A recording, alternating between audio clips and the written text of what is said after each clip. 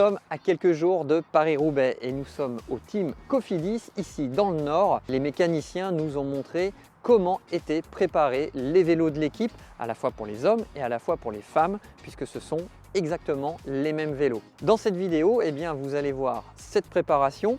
Nous avons rendez-vous avec Florent Sobolewski, un des mécaniciens de l'équipe, et également avec Nicolas Daniel, avec qui nous débrieferons ce Paris-Roubaix. Suivez-nous.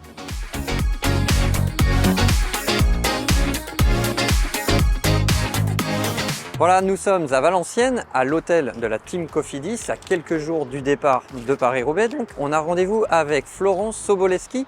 Il est mécanicien de l'équipe française et on va savoir exactement comment ça se passe la préparation des vélos à un petit peu moins de 5 jours de l'épreuve. Bonjour Florent. Bonjour Sylvain. Ça va bien aujourd'hui? Ça va et toi? Ça va parfaitement. Un soleil printanier. Alors ça vous change un petit peu du... Ouais. Ça fait plaisir. Ça fait plaisir. Voilà, parce que depuis le début de saison, vous n'avez pas été gâtés. Alors expliquez-nous, ces vélos, ils reviennent de course, mais ils repartent et ils sont déjà prêts. Ils ne sont pas encore prêts. Qu'est-ce qui va se passer On a fait les courses en Belgique dernièrement avec.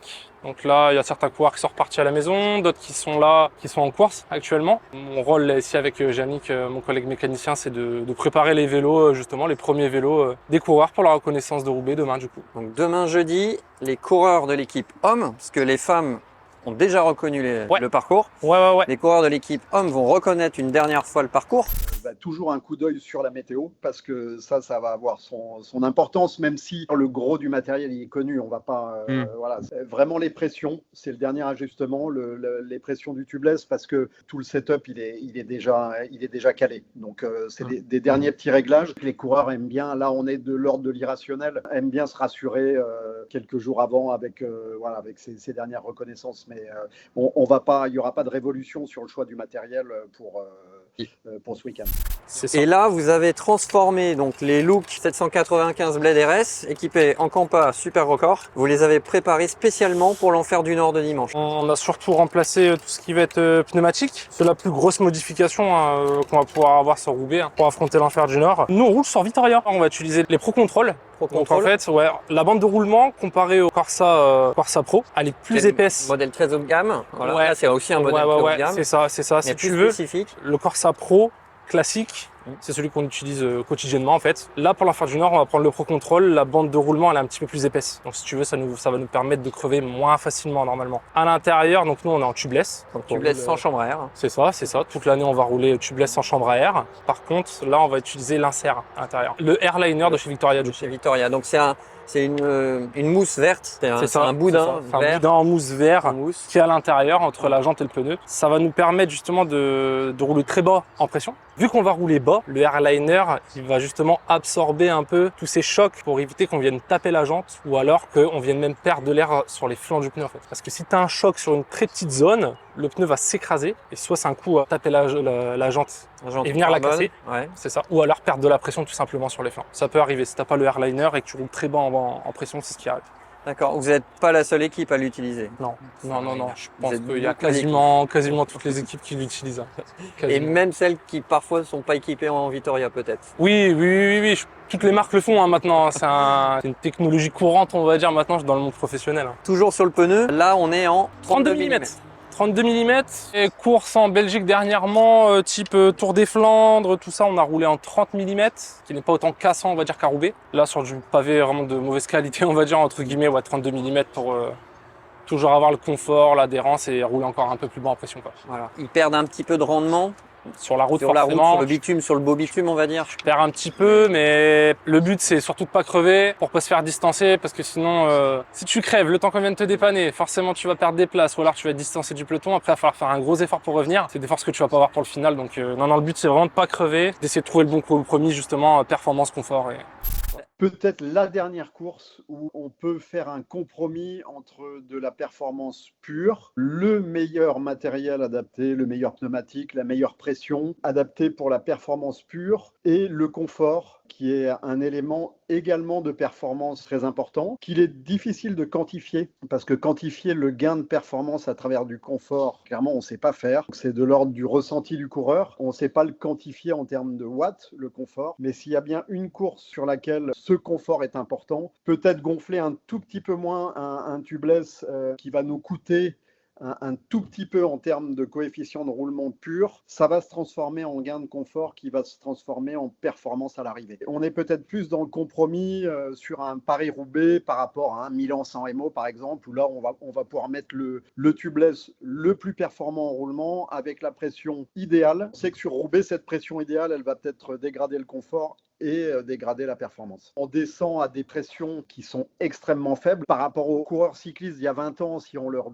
donnait les pressions d'aujourd'hui, ils n'en reviendraient pas. Mais le reste, c'est assez traditionnel. On est sous les 4 bars, c'est sûr. Du tubeless de 32, voilà, aujourd'hui, je pense que c'est impensable. Il n'y a plus une équipe qui est au-dessous de 32 en tubeless. Je pense qu'il y aura des équipes même qui vont essayer plus large en section. Au-delà du 32, on commence à dégrader à la fois le coefficient de roulement. Alors ça dépend. Il ne faut pas prendre ça au pied de la lettre parce que c'est vrai que dans l'évolution des pneumatiques et du matériel, j'allais dire presque chaque semaine, on a des nouveautés.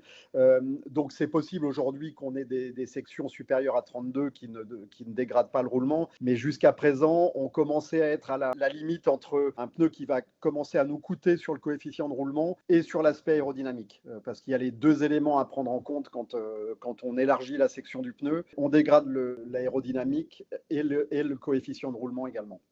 La mousse à l'intérieur, le airliner, on peut rouler encore jusqu'à quelle limite, on va dire, quasi à plat, quoi. Quasiment à plat. Quasiment plus d'air dans le pneu. pneu. Si tu déjantes pas, ça sort pas, quasiment à plat. Tu peux continuer à rouler tout doucement le temps que la voiture arrive pour venir te dépanner, quoi. Ou alors le temps que tu rencontres un assistant ou un mécanicien sur le bord de la route.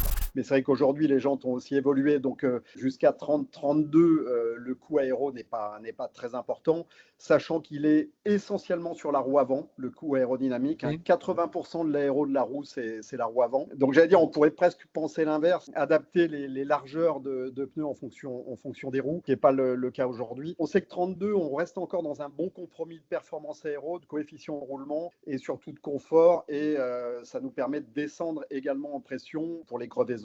Ça peut être intéressant aussi. C'est très fin parce que quand on parle d'ajustement de pression, on est de l'ordre de 0,2 bar. Donc, c'est pas non plus, on va pas tester du 6 bar, du 5 bar, du 4 bar. On est beaucoup plus sur du micro-ajustement. Mais c'est des choses qu'on fait et c'est des choses qu'on avait fait hors Paris-Roubaix également pour les tubeless qu'on utilise toute l'année. Aussi bien des tests en vélodrome, des tests avec un partenaire qui s'appelle Aeroscale qui permet de faire vraiment des tests de terrain. C'est vraiment la multiplication de ces tests avec de la soufflerie également. Les sections de 30 et 32, on les a testées en soufflerie et ça permet d'agréger toutes ces infos et d'en sortir quelque chose de cohérent.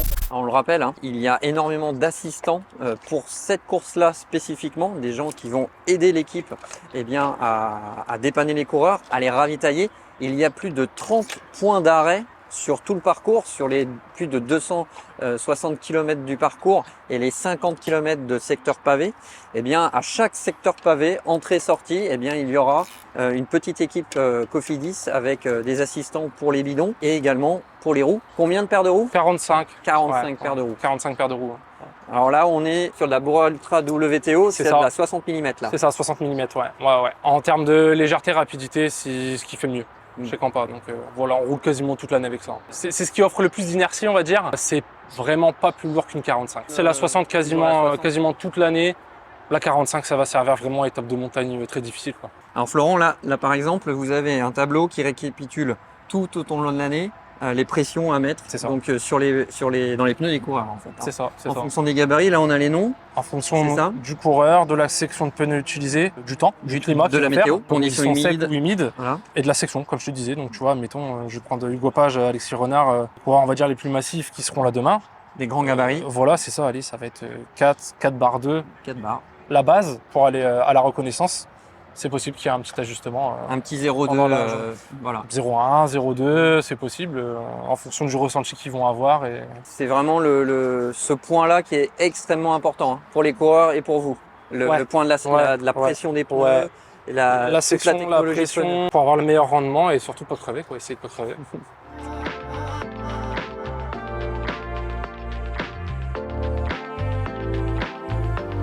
À l'occasion de ce 123e Paris-Roubaix, Look a fait 2 éditions spéciales de son 795 Blade RS. Alors Marion Boras chez les femmes et Benjamin Thomas ici chez les hommes vont utiliser ce vélo avec un coloris un petit peu spécial. Alors il rappelle la victoire de Laurent Jalabert en 92, c'était sur l'étape Roubaix-Bruxelles et à l'époque, c'était au mois de juillet, le ciel avait cette teinte ici, ce bleu nuit et en bas, eh bien, la teinte du maillot rose de la Honda C de Laurent Jalabert à l'époque. Donc ce vélo spécial, eh bien, on va le voir dimanche sur Paris-Roubaix.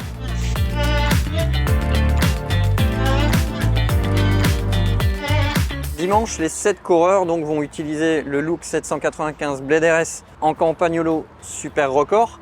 Alors Florent, on vient de parler de la section des pneus, de leur pression, mais qu'est-ce qu'il y a comme astuce pour les coureurs pour essayer d'améliorer cette donnée aussi, parce qu'on sait que pendant 50 km de pavé, ça va secouer. Tu as des vibrations, beaucoup de vibrations, ce qui va t'engendrer de la fatigue et de la douleur physique aussi. Au niveau de l'appui sur le cintre, la double guidoline, souvent c'est ce qui est utilisé, hein. Plus tu as d'épaisseur justement de guidoline, plus ça va venir absorber justement ces vibrations et ça va moins te remonter dans le corps et dans les mains. Donc, ensuite la selle, ça va être classique. La selle je t'avoue classique. qu'on va pas changer les points d'appui là-dessus sur la selle, c'est hyper important pour le coureur. Donc, ça, il on garde reste ça sur la toute même selle, garde voilà. ça toute l'année. Ça, La même il position, la même selle toute l'année, ça ne touche pas une fois qu'ils sont réglés. Pour des gens des fois qui débutent et qui voient des vélos en carbone, ils pensent tout de suite rigidité, ils pensent à toutes ces choses-là. Un tel cadre en carbone, justement, comment ça se comporte également quand ça se coud beaucoup comme ça? C'est aussi difficile qu'on peut le penser ou... Non, tu as des propriétés justement d'absorption de vibration aussi, on va dire. Tu as de la rigidité sur certains endroits, de direction très rigide pour un pilotage beaucoup plus précis. Pareil, là au niveau du boîtier de pédalier, il faut que ça soit très rigide, mais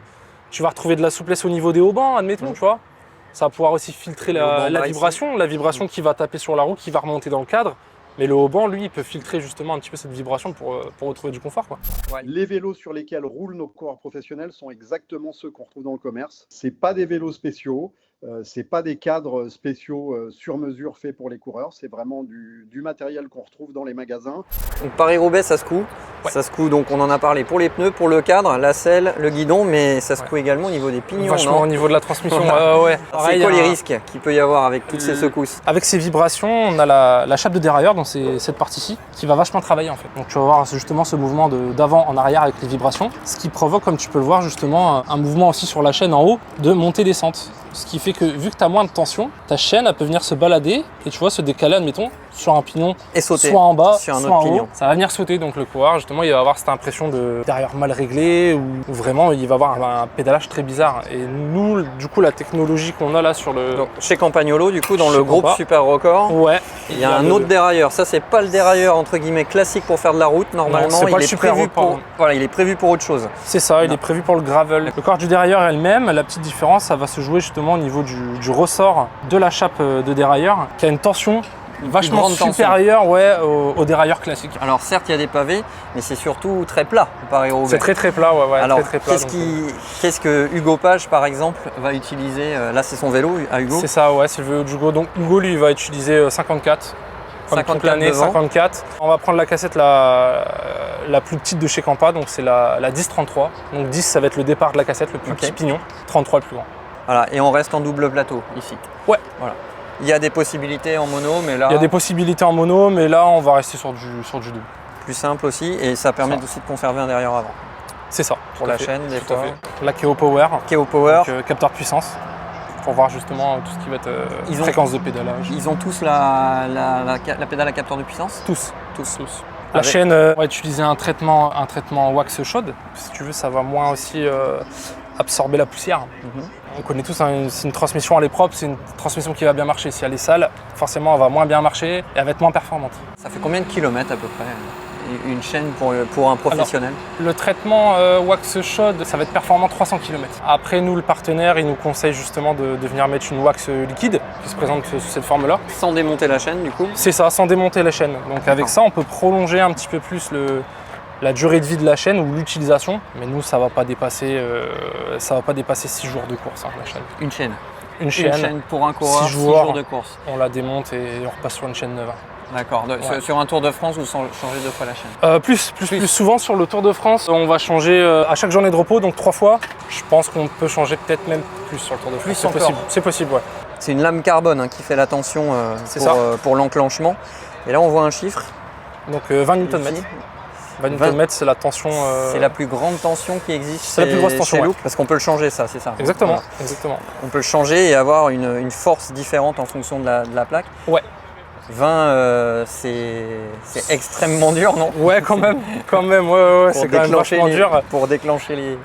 Pour déchausser, ouais, ça demande quand même un petit peu plus de force, quoi. Ça, c'est une affaire professionnelle, ça. Ouais. Dernier petit détail technique, on voit une Ouais. patte de dérailleur ici un peu spéciale. C'est la pièce qui supporte le dérailleur, entre le cadre et le dérailleur. on va Exactement, dire. Ouais. patte de dérailleur titane 3D. Donc Imprimé en 3D. De l'impression 3D, mais avec une matière, c'est du titane. Donc D'accord. ça offre de la légèreté et surtout beaucoup de rigidité. Parce que Ouais. plus l'ensemble là il est rigide, meilleure va être la précision du C'est ça, déraillage. c'est ça. Et cette pièce, elle est un peu fusible aussi, c'est ça, hein? Elle est un petit peu fusible aussi, Voilà. oui, en cas En de cas de chute. chute, elle va se tordre pour éviter justement de venir casser le dérailleur, en fait. Ou le cadre. Ouais, ou le cadre, ouais. Voilà. Parce que là, il faut le rappeler, on est sur une pièce qui vaut presque 5 000 € le C'est cadre. ça, hein, exactement. hein. Juste Rien que le le cadre. kit cadre, rien que le kit cadre, ouais. Rien que le kit cadre. Le Ouais. prix du vélo en entier, on est quasiment sur Sur presque du 15 000 €. ouais, hein, quasiment, voilà. ouais. On trouve un nombre impressionnant dedans là. Quand Ouais, on regarde 13 de l'arrière, 13 vitesses, ouais. on a 13 vitesses 13 maintenant ici vitesses sur le et, Campagnolo. Et l'étagement, comme je te disais tout à l'heure, on est sur un départ 10. Donc le plus petit pignon 10 et le plus grand 33. Donc ces 13 vitesses, elles permettent aussi un meilleur étagement, c'est ça? Un écart moins important entre chaque pignon. Tu vas moins avoir de gros écarts de rapport de transmission, donc plus fluide, je vais dire. Mieux équilibré. C'est ça, mieux équilibré. Ouais. Campagnolo, on va faire des tests un petit peu plus tard puisque la solution monoplateau existe, mais pas avec les développements qu'il nous faudrait. Donc c'est vrai on était contraint sur cette édition de rester sur du double. Il fonctionne bien. On l'a vu notamment sur le Tour des Flandres et vous disiez que les équipes en SRAM, il y a quand même beaucoup d'équipes en SRAM. Je pense à Remco Evenepoel qui était en double plateau par exemple. Pogacar qui a testé le monoplateau sur Shimano, ouais. sur Milan-San Remo et était en double plateau sur le Tour des Flandres. Alors là, c'est vrai que le terrain du Tour des Flandres et le terrain de Roubaix est différent. Le monoplateau pourrait être intéressant sur Roubaix et probablement qu'à l'avenir, on y viendra. Là, on est sur le vélo de Dylan Tuns. Oui. C'est un taille M. Donc C'est ça. on va dire que c'est une taille médium, standard. C'est ça. On est ça, à c'est peu le près standard. sur quel poids là? Là, il faut compter 7,2 kg. 7,2 kg, 7,3 kg en fonction de la paire de roues que tu vas avoir dessus. On voit un petit numéro 1 ici sur le tube de selle derrière. Ouais. C'est quoi cette indication? C'est l'indication que c'est le premier vélo du coureur en fait. Donc c'est le vélo avec lequel il prend le départ de la course. Vélo principal. C'est ça. Donc ils ont 3 vélos qui sont au service course. Donc le 1, le 2 et le 3. Et l'étiquette est en fonction justement du vélo qu'il va utiliser. Donc étiquette 1, le vélo avec lequel il prend le départ. S'il y a un souci, vélo 2 qui est sur la première voiture de course. Et le vélo numéro 3, il est sur la seconde voiture de course. En tout, il y a combien de voitures en course dimanche? 2 véhicules qui vont suivre la course. Et ensuite, après, tu vas avoir les véhicules des assistants, où il y aura aussi des mécanos Faire les points. qui vont aller faire les points de ravitaillement et de dépannage. Ouais. Donc là, dans la rotation, donc là aujourd'hui, on est mercredi. Oui. Vous préparez ce vélo-là pour demain pour la reconnaissance. La première reconnaissance, parce qu'on va faire plusieurs On reconnaissances. fait un petit point logistique. Il y a d'autres vélos dans le camion là. Oui. C'est des numéros 2 2. et 3. Donc Et nous, 3. on a surtout du vélo numéro 3 ici. Nous, on va préparer le numéro 3. Comme ça, pour la reconnaissance demain, donc il y aura le vélo 1 qui numéro sera 1, dehors. avec lequel il roule tout le temps. Et le vélo numéro 3, il sera sur le toit de la voiture pour suivre. Voilà. En cas de Et- pépin, s'il y a un souci. Et pendant ce temps, vous, ici à l'hôtel. Et moi et vous Yannick, on préparez reste le ici vélo. à l'hôtel et on Deux. prépare le numéro 2, comme ça on perd pas de temps. Voilà. Vélo qui aura été aujourd'hui en course sur la voiture. Ça, c'est une sacrée logistique. Toujours essayer d'anticiper, Sacrée pas perdre de organisation. temps, voilà, c'est ça. Eh bien, merci Florent. Bah, de merci rien. pour tous ces détails. De rien. On se revoit dimanche On se revoit dimanche. pour le départ de l'Enfer du Nord. Et on va laisser tous les vélos se reposer avant la reconnaissance de demain. On a hâte.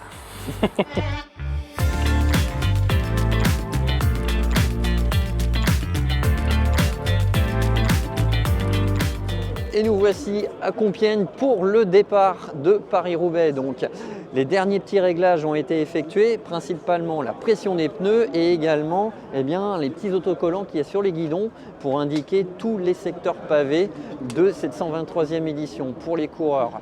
On sent un petit peu de tension, un petit peu d'excitation également puisque la team Cofidis est aussi dans sa région, dans le nord.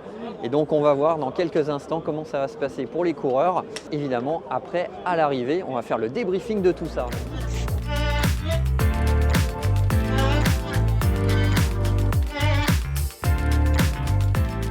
À cet instant, nous quittons la course et rejoignons directement l'équipe à l'arrivée, car seuls les médias télé ont le droit de filmer l'épreuve. Alors Florent, la journée aujourd'hui sur Paris-Roubaix a été assez tranquille. Par contre là, c'est une deuxième journée qui commence. Deuxième journée, Combien de nettoyage. vélos à nettoyer? 21. Vous lavez les vélos de course, de la journée de course, Ouais. mais également les vélos qui étaient sur la voiture. Même sur la voiture, ouais, parce que forcément ça prend la poussière, donc tout ce qui est transmission, tout ça c'est très sale, quoi. Donc faut nettoyer pour ranger propre. Voilà, on En range, service course pour les on range prochaines pas courses. un vélo avec un petit peu de poussière. Jamais. Ça, c'est... Jamais. Et après c'est reparti sur les prochaines courses. On Et après c'est continue. reparti. C'est quoi votre prochaine? Moi je vais en Turquie, tour de Turquie après. Tour de Turquie Ouais. pendant combien de temps? 10 jours 10 jours. Ouais, 10 jours. Et après ça va s'enchaîner. On est mi-avril. On va vite arriver au tour. Hein.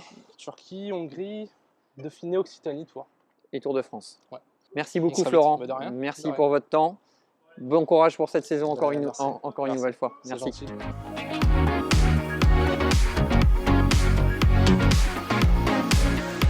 Nicolas Daniel, bonjour. Bonjour. Vous êtes mécanicien donc pour l'équipe. Alors on débriefe un petit peu cette journée. Oui. Une journée assez calme au final au niveau technique. Très calme, je n'ai pas eu d'intervention en course, pas eu à descendre de voiture. Mon collègue deuxième voiture de même, donc ça va. Une journée tranquille pour nous. Une journée tranquille. Juste 4 crevaisons 4 crevaisons quand même. ont été faites par les assistants. Donc ça, eux, c'était ceux qui faisaient partie des 30 coupes de la journée C'est ça. pour Oui. aller sur tous les secteurs. J'en Donc, ai eu un qui a été dépanné par le dépannage neutre au milieu de secteur à Ramberg, parce qu'on n'avait pas le droit de dépanner au milieu du secteur. pas de Oui. chute. Non. Bonne nouvelle. Ça, c'est déjà le plus gros du morceau, pas de chute, c'est déjà bien. Ça a oscillé à peu près à combien les pressions des pneus aujourd'hui sur les coureurs? Ouais, ça descendait à 3,3, 3,5 pour le plus petit, ça montait jusqu'à 3,9, 4,1 pour les plus lourds. sur les plus grands. Ouais, les plus grands. Ouais. Ouais. Alors, là, pareil, on avait parlé mercredi avec Florent des dérailleurs arrière qui proviennent du groupe Gravel, Oui. donc de Campagnolo. Oui. Là, pareil, ça avait tout son sens aujourd'hui. Oui, parce que ça maintient plus fortement la chaîne sur le. On voit le ressort est plus. Et plus vraiment, fort. Vraiment plus fort. Pas eu de soucis de vitesse, pas eu de décalage de vitesse, rien. Franchement, c'est un groupe qui est top. Là, maintenant, l'enjeu, nettoyage, séchage des vélos. Ils vont repartir en course, là? Comment ça se passe? Du coup, Là, on est le 12 avril. service course, c'est encore un camion qui rentre du Pays Basque aujourd'hui. Il ne repart pas tout de suite. Par contre, celui qui est rentré de Loire-Tour vendredi soir, il repart dès demain midi pour le Flèche Brabançonne jusqu'à Liège. Amstel, Flèche, Liège et tout. Voilà, ensemble. pour les Ardennaises. Ouais, voilà. Voilà pour la suite. Ici au service course, c'est un perpétuel, une perpétuelle rotation. C'est ça, ça n'arrête jamais. ça Et n'arrête encore, jamais. des fois, ça rentre même pas ici au service course. On a des arrangements avec d'autres équipes. Pour dispatcher les vélos d'une course à une autre, ça peut nous arriver. Là, j'ai fait passer par exemple un vélo de chrono en Italie avec Jayco pour un coureur italien, pour qu'il puisse s'entraîner avec son vélo de Vous chrono. donne des coups de main. Ouais, voilà, c'est que ça, toute l'année. On rappelle, ça c'est les vélos de course. Oui. C'est les vélos qui ne servent que pour les courses. Oui. Les coureurs ont également des vélos à la maison. Alors, ils ont l'identique à la maison, avec capteur de puissance, sur les pédales capteur de puissance. Et après, ici, on a un vélo de course et 2 vélos de secours. Les 2 vélos de secours sont sans pédale capteur de puissance. Mais c'est tout à l'identique, hein. C'est les mêmes cotes, les mêmes. Les mêmes vélos toute l'année, et y compris aujourd'hui sur Paris-Roubaix. Oui. C'est le même 795 Blade RS qui sert toute l'année. Là, il n'y avait pas de vélo spécifique. Non. À part les pneus, bien sûr, dont Oui. on a parlé. Oui, Mais- c'est tout. C'est la même chose. Oui. Merci beaucoup. Merci à vous.